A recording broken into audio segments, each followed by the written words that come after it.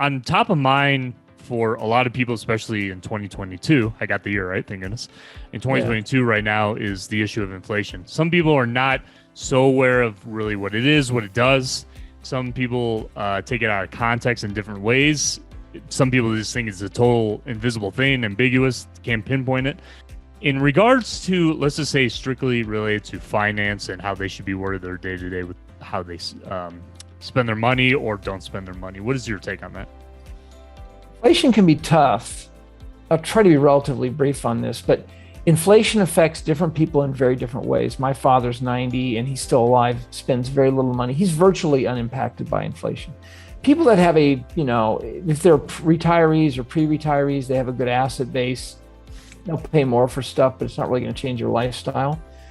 People that live on the margins, though, can certainly be damaged by inflation and how it affects their monthly pocketbook.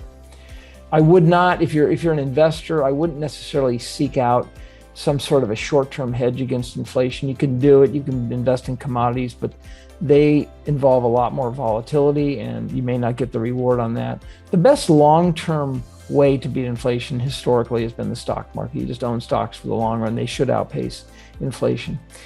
In the short run, well, what do you do about inflation if it's impacting your monthly inflows and outflows? Well, maybe you got to make a little more money, or maybe you got to spend a little bit less money. That's kind of how we are impacted by these things. People have to cut back here or there. Gasoline has gone up. Now maybe it's receding a little bit. We've seen interest rates have gone up for home buyers. So they're just trade-offs people have to make, unfortunately, when we see the impact of inflation in the short run.